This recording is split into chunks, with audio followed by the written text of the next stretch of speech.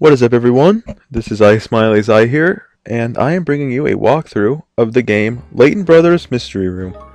This is a game I picked up last week, pretty close to when it came out, and I thought I'd do a walkthrough of it because I was searching for walkthroughs of it, and I really just did not find any, so yeah, I thought I'd just make my own. So this is a game I really liked. It's available for free on the App Store. At least the first two cases are, and then you have to buy the remaining two case packs to unlock the rest of the cases for a total of about $5, which I highly recommend doing because this game is great. This is post-narrated because I was having a little bit of trouble with the recording, and I think it'll be better as a post-narrated walkthrough as opposed to like a Let's Play where it's live recorded. So we're going to go ahead and start a new game. And this first case here, this file number 0, isn't actually a case, it's just the introductory cutscene. And we're just going to go ahead and get right into it. Yeah, I really enjoyed this game. Just finished it like yesterday. And I like to think that I know the game pretty much now. So starting off here, kind of a cryptic intro. Talking about how somebody killed somebody here. So yeah, this is a game sort of similar to Phoenix Wright, but you don't go in trials. You do investigate and get evidence, and then try to figure out who committed the crime and put them to justice. So you are the girl on the left there, Detective Constable Lucy Baker. And this game, they try to convey an sort of an accent or dialect in the dialogue, and it can get annoying at times, but I do think I kind of got used to it. Oh, sorry about that. I kind of got used to it after the game progressed. Something about this game is I do think it gets better as the cases progress, so I think they should have had, at the beginning, cases aren't as good, and I can see why people wouldn't want to buy the other two case packs after playing the first two cases, but I assure you, they are worth buying. So, this is a commissioner, a deputy commissioner here, Chan or whatever. He doesn't show up for the rest of the game, so to be honest, I don't even know why they created his character. So apparently, Lucy did not do very good on her detective exams, but somehow still made the force anyways. I don't get that. Also, I don't know what a Balti is, so if you guys want to comment with whatever the hell that is, I guess I could just Google it, but whatever. And apparently we were going with a very special inspector here. Why? I have no idea, since apparently she did really badly on her exams. Yeah, I don't know what the E at the beginning, like, she'll say, like, E, really? I don't know what that means. I don't know what that's supposed to say, what kind of expression that's supposed to be. To be honest, I don't think they should have tried to convey the accent in her dialogue. I don't think it really adds anything to the game. But, yeah, if you guys know what nationality they're trying to convey with her accent or whatever, please let me know, because I honestly don't. I'm thinking like Scottish or Irish or something, but yeah, because I think this game is supposed to be in England. So yeah, that's the first introductory thing down, and we're gonna go ahead and start our first actual case. As you can see, the file menu there, it'll show you the difficulty of the cases and who is giving the case.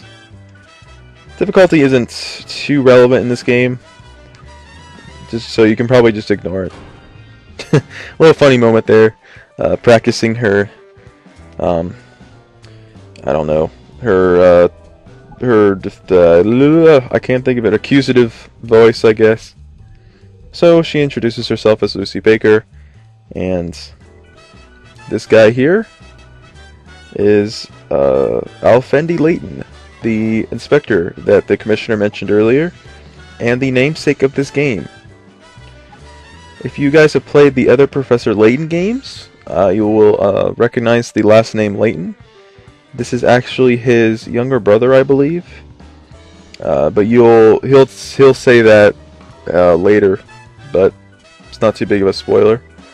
Also, if I'm going through the dialogue too quickly or too slowly, please let me know and I'll try to fix that.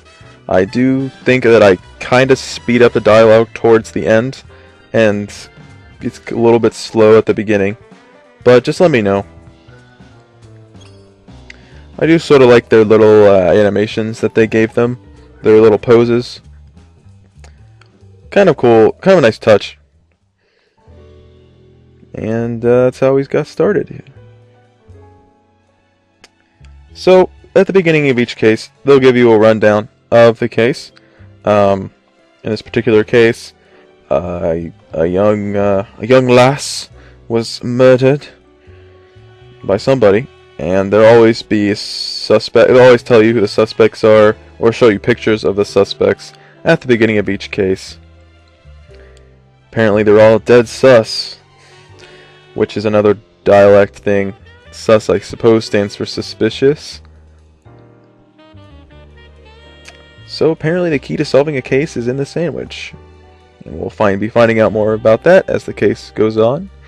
I haven't decided whether I will put this all in one video or split it into two. It was like 40 minutes long, so yeah, I don't know.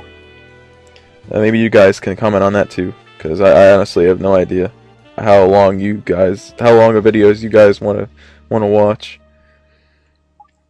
So Prof Layton here is giving us the rundown of the case, and pretty much every character's name in this game is a terrible pun, or like the characters in the actual cases is like a terrible pun, and they're so bad they really make you want to facepalm. Like, for example, the bellboy is Zach Carrier.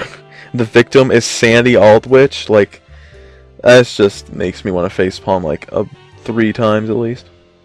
So we have a Mr. T looking character there, who's apparently is the victim's lover, boyfriend,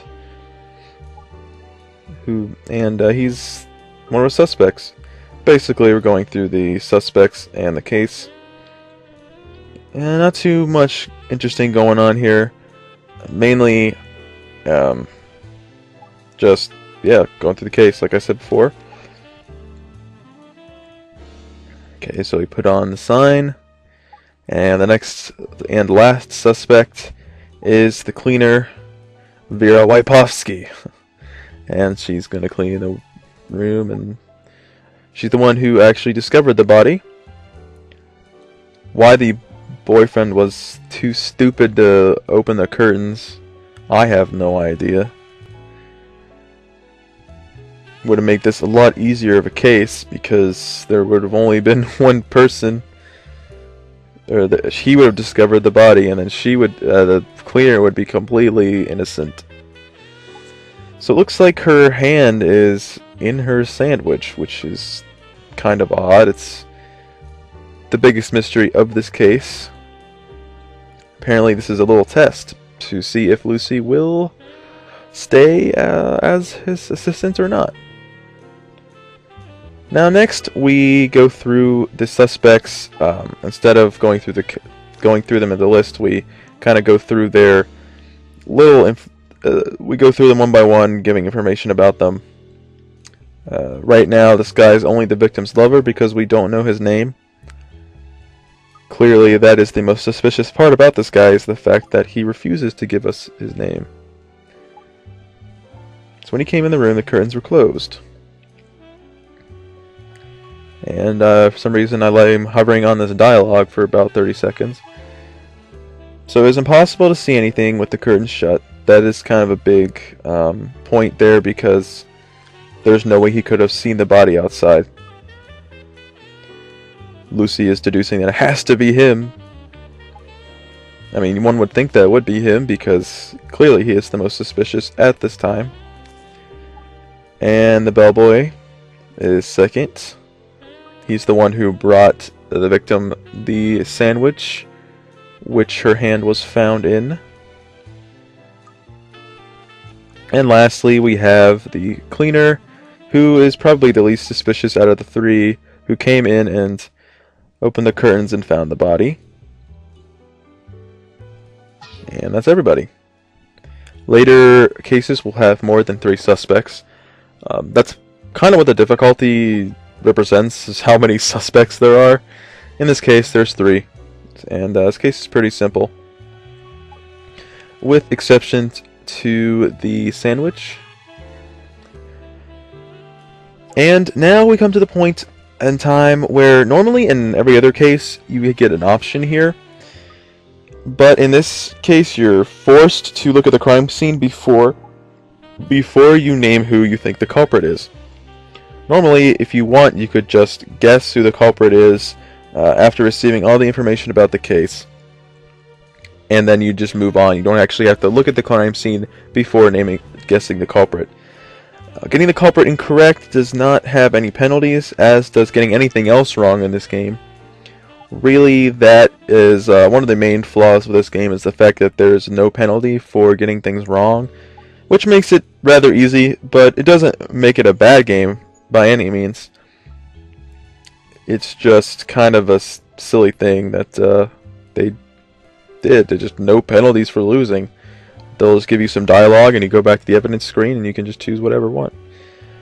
Anyways, Layton is talking about the crime scene reconstruction machine, which apparently can reconstruct exact details of the crime scene without actually having to go there. And we have to investigate the crime scene before we guess who the culprit is. And the game is telling us how to look around crime scenes, and those little colored dotted circles mean that there is something there you can inspect. Once the colored circles, or once you've inspected everything in one of the colored circles, you get a little, it grays out and you get a little check mark. So clicking on a yellow circle like that will make it so that you zoom in on that particular area, and it's telling you that there'll be white markers indicating everything that you can examine. And at the bottom of the screen there's a little camera thing that you slide and can zoom in, which will allow you to find evidence that you couldn't see before. So here I just go through all the evidence. I'm not sure if I'll be looking at all of the evidence, like looking at the crime scene before we name the culprit. I probably will, just to kind of point out things that might be important later. For example, that fried fish will be very important later. The fruit juice, not so much. And of course, the sandwich is the biggest mystery here. But this crime scene's pretty simplistic. Only 3 areas. The 5-minute timer is pretty much pointless. You'll never run out of time. You can easily have enough time to examine all of the crime scene within 5 minutes. If you choose to examine it before, you'll always have this 5-minute timer, but only when you're examining the crime scene before you try to guess who the culprit is. Now this spot's kind of pointless. The one thing that is semi-important here is that it reiterates that the curtains are unable to be seen through when they're closed. This one is a little more important, not the plant, but if you zoom in there, you will find that there is a tie in the plant. And if you were paying attention, you would know that the victim was strangled from behind. Oh, I don't know if she says from behind, but she was strangled, and the tie is the easiest thing you can strangle someone with here. Also, if you notice the very first circle, I zoomed in and I found a receipt under the table. That is also very important. Here I'm guessing the culprit, and I choose the victim's lover because he is clearly the most suspicious person at this point. But in this particular case, he doesn't really give his opinion on who it is. But in every other case, he'll be like, yes, I agree with you. No, I disagree with you. Here's why. Stuff like that. And he'll usually give this sort of like arbitrary percentage on how sure he is of his deduction of the killer's identity. In this case, he is 97.6% sure. But is it relevant? Really, he's pretty much always correct. It's just a matter of proving who did it. and he already knows what happened. Pretty much. It's just a matter of getting Lucy to figure out what happened herself. But there's a 2.4% of margin of uncertainty, part of which is the lover's name. We're saying that it was most likely the lover here. And apparently it's a crime of passion. But not a moment too soon after he says that, look who shows up. It's Mr. T. Ready to defend himself, saying hey, he's not the killer. Now you'll see those little arrows to the right. They're kind of just for effect. Aesthetic effects. Nothing too much. You'll see that there's a heart with sort of a face there.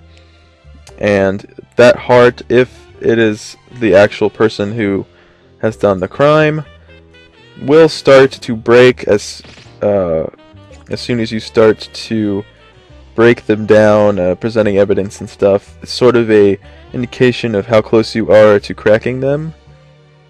In this case, the heart is remaining unaffected, so we can be pretty sure that he's actually not the criminal. Right here, he's telling us why that he has concealed his name, talking about that he has a business, and if he was mentioned, or if he his business, if his customers heard about his involvement in this crime, it would affect his business a lot. Yeah, like Alfendi says there, bad publicity, and he's confirming our realization there. And he's saying that he wants a lawyer and he's not going to talk anymore until his lawyer comes. Classic crime, classic Law and Order stuff. And gotta let him just waltz out of here because we don't have anything on him here. And apparently we have another appointment. Oh, he smells aftershave.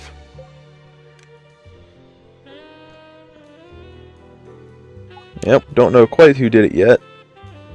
Well, I know who did it, but I'm sure you guys do too, but Lucy seems adamant that the lover is guilty of something.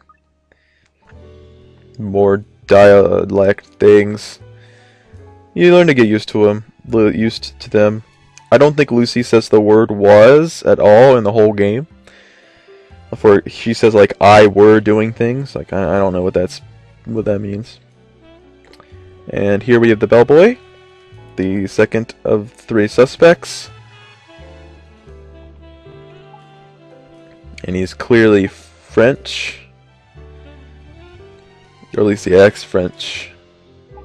Oui.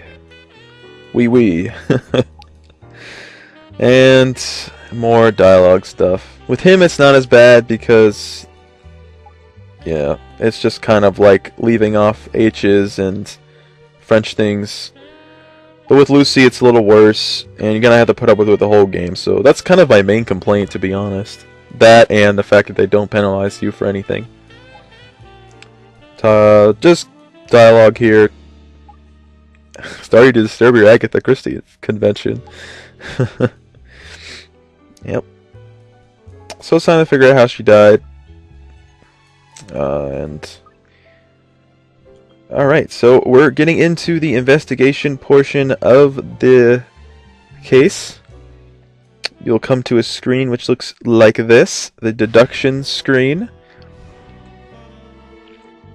You'll have a picture in the middle, and then that is your suspect, who is clearly blacked out right now because you're not like 100% sure who it is. And on the left you see it says corpse. That's the thing you're trying to investigate. As cases go on, there will be more mysteries to investigate. It's just talking about the screen, and you can go back to the crime scene if you want, but we've already looked at it all, so we don't need to. And it's time to investigate for real now. Now, this could be the first time you look at the crime scene if you choose not to investigate the crime scene before you get on with the case. But they want us to investigate the body, which is straightforward. All you gotta do is zoom in that middle circle there and investigate the corpse. And they'll talk about it. And here is another sort of mechanic that they do. They ask you questions and you have to pick the correct option. This is pretty easy.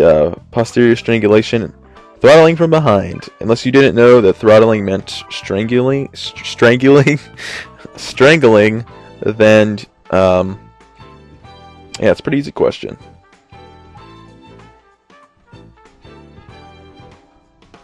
More talking, more talking. If you go to the evidence screen, you can ask for hints about specific pieces of evidence. I don't actually go to the evidence screen at all in this video, but I definitely will be in later videos. Probably just to show it off, but... Alright, so now we have to find the murder weapon, which we definitely found in our preliminary investigation of the crime scene. If you guys remember, we found a tie in the potted plant, and that is clearly the murder weapon. And the murder weapon appears to the right there. As you get more mysteries, more things will appear there. And talking about how we find a murder weapon. A lot of this dialogue isn't that important, so I don't really have much to say about it. Now here all you gotta do, click the circle on the right, zoom in, investigate the tie, and click this is the weapon. Because clearly it's the only thing that you could strangle someone with on the scene. And you can see Zach has the heart thing.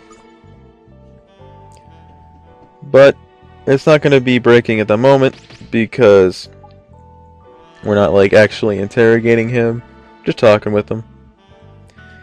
Cravat, which apparently, yeah, that was a little slow. I don't know why, I was just sitting there waiting to hit the button. He's telling us that it is the tie of the lover and gives us his name, which he knows because apparently he was a confidant to her before. And he's talking about how Mr. Phelps has had the history of violence. Another thing you'll hear a lot from Lucy is "give over," which I think means like "no way," but it's kind of a weird thing. Do people actually say that? Like, I have never heard that. And this is kind of another new thing. Once you figure out new information about a suspect or a statement has been edited or evidence has been edited, these things will update. In this case, it was just updating the name of the suspect from the victim's lover to Bosco Phelps, which is his actual name.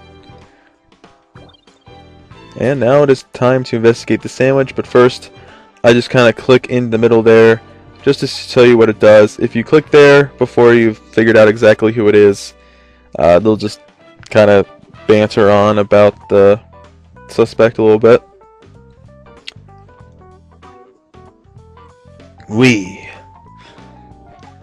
Now it's time to examine the ham sandwich. Just the sandwich. Definitely the only really puzzling thing about this case is the sandwich. All you gotta do is zoom in the middle one and on the sandwich. This first case is pretty straightforward. You shouldn't really have too much issue with it. It's the later cases that get a little bit trickier.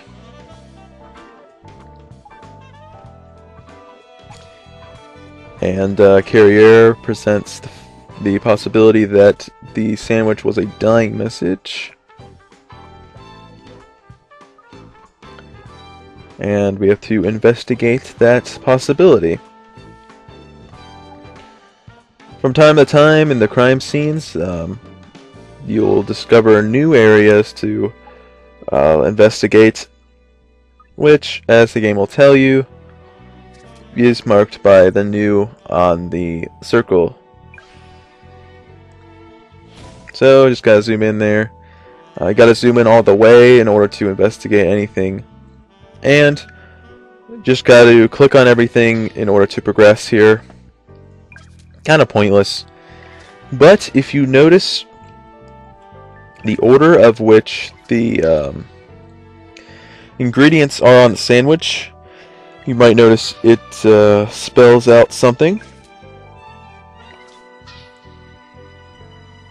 And it's kind of obvious what it does spell out. I didn't actually notice this at the when I first played it, but then it was really obvious once I figured it out. So Lucy's saying, well, what if it's not the reason why or should be worried about? What if it's where? I think Zach was trying to kind of like tell her, lead her in the right direction. So why would one leave a dying message? One would leave a dying message to tell someone the killer's identity, of course. And what kind of points to it being her name? Definitely the order of the ingredients in the sandwich, because nothing else makes sense. A lot of the times, nothing else will make sense, especially in these earlier cases. First letter of each of the ingredients, including the hand, spells out Phelps' last name. So just gotta select him from the menu there. And it clearly spells his name. Maybe it was him. Starting to look like it. And here there's going to be a bunch of updates. Usually there aren't this many updated evidence things. And actually I believe after the lettuce here, yeah, she'll comment. She'll kind of break the fourth wall. Yeah, it takes forever to update the evidence. But normally it doesn't actually take this long. It's just telling you what the key to the message is there. And he is telling us to arrest Phelps. It seems we've reached a conclusion. But if you guys remember, I don't know if you were paying attention to when I found the receipt on the ground below the table. Clearly his last name is not spelled Phelps with a PH, but Phelps with an F. So it couldn't have been Phelps himself. The only other person it could have been is the bellboy himself, Zach Carrier. The only person it could have been.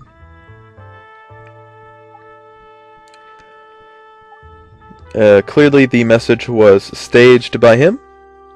Pretty obvious. One thing that I will point out is I'm not too big of a fan of the music in this game. It's kind of generic and there aren't too many tracks. Sometimes it just doesn't fit.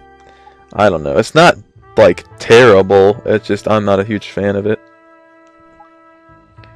So now we have to point out why the dying message is fake. And like I said before, it is the receipt underneath the table, which clearly states that his last name is spelled Phelps with an F instead of a PH. Bosco Phelps, as you can clearly see in the description.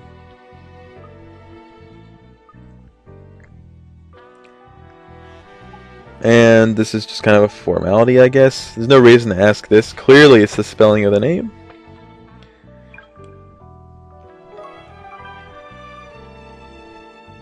By the way, if you get a wrong option, it'll be like wrong, and then he'll kind of do like his little like you're stupid pose, and then some dialogue will come up, and then you just pick a different option. Kind of easy, but the story and the cases definitely make up for that in this game. And somehow within 2 seconds she double checked that his last name actually was spelled with an F, And now his statements will update again, showing that his name is indeed spelled with an F. No reason to really do this, it's just for thoroughness. I remember when I first played this, I had no idea why they were updating the statements, because I saw nothing change in them. So, we pretty much know that it is Zach Carrier now. We just need to find evidence that he was actually the killer, because we know it was him, but there really isn't no decisive evidence that was like, yeah, he did it. So this one, actually, we don't go to the crime scene, we just kind of talk. So he's telling us that the evidence we need lies within the sandwich. Yes, there is a more obvious message. If you notice the fish was outside of the sandwich, fish starts with F. If he had just taken out the pickles, then you had no reason to put the hand in. So clearly, there had to be some other reason why the victim's hand was put in the sandwich. Here I go through all the statements, just so you guys can read all of them, because I did not go through them before. I will, in later episodes, go to the screen and look through everything. But the statement that we need is Phelps' statement about the aftershave. If you think about it, the reason that the hand was put in was that she got some of his aftershave on it, and his aftershave was apparently very strong, and he had to disguise it with pickle juice. But he disguised it in the form of a dying message as to not reveal his motive. And once you figured out who it is 100%, the silhouette in the middle will change to the actual character sprite, and you click on it and you ask him to come in. Also, at any time during this questioning, not during this actual dialogue, but when you're asked an actual question, you can back out, and you'll, if you feel you need to look over something or you don't have the evidence or something like that, and when you go back, you'll resume from wherever you stopped, like it says there. Clearly, the criminal is Zach.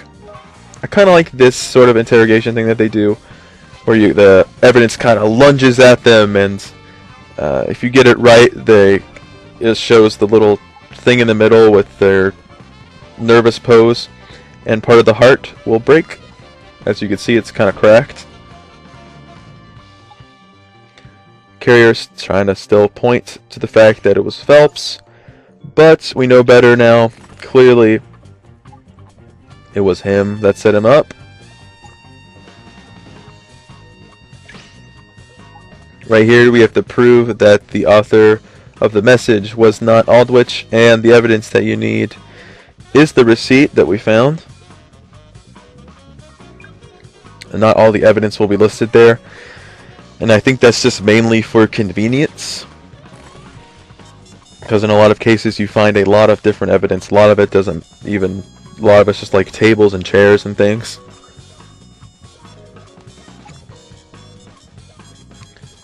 Zach doesn't immediately see why this is relevant, but once he figures it out, he kind of starts quaking in his boots. In his little French boots. More of the heart starts to break. It's an interesting mechanic. Pretty unique, actually. Having the little arrows attack the people and actually kind of affects them, and then having the heart there kind of showing your progress.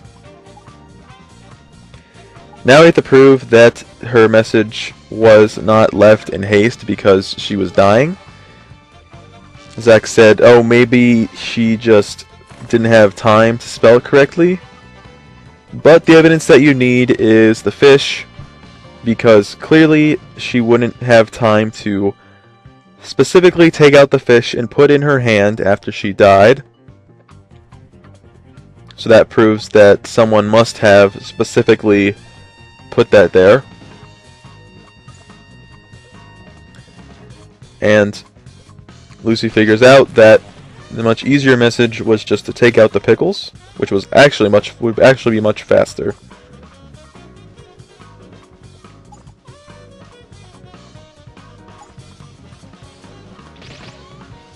Now the point is to prove that it was actually him. Why would he create this message?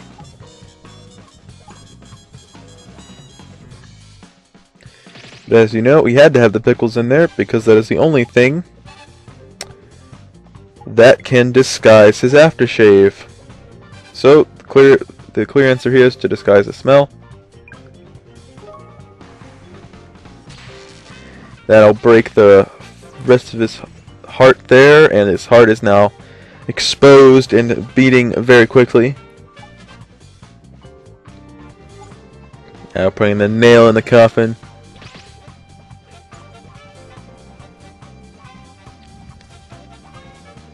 So we conclude that the victim must have grabbed Carrier on the neck and got a lot of his aftershave on her hand, which would have implicated him clearly, and created the diversion of the dying message to try to divert everyone from him. And this is the only proof that you don't necessarily have at the scene, but if you know, if you can see, he has the little neckerchief there, which clearly is hiding a wound because of the way he's wearing it. Once you get the kind of deciding blow there, you'll get that little, I don't know what those are called, those little strips of thing, I don't know, but those strips of thing where like it shows parts of Lucy and then it kind of shows her finger going out. It's like, gotcha!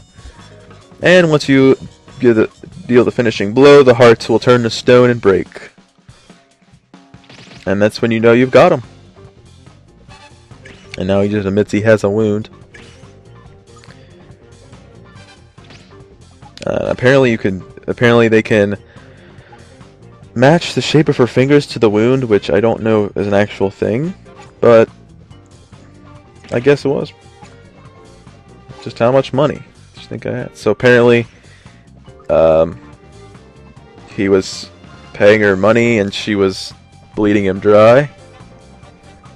But that's the end of the game. That's the end of the case. We have a little outro cutscene into every case. Just kind of talking about it. Specifically after this first case, Layton will recommend that Lucy stay as his assistant. And of course Lucy will. She's not going to pass up the wonderful opportunity of being with the amazing Alfendi Layton.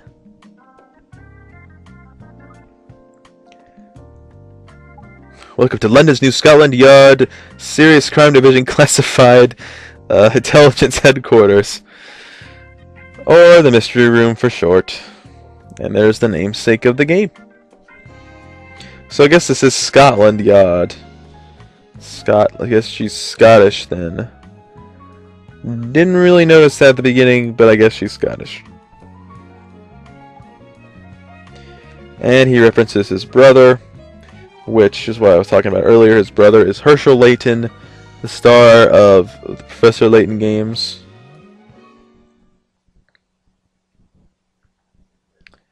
So, we'll get a little scene with the commissioner here.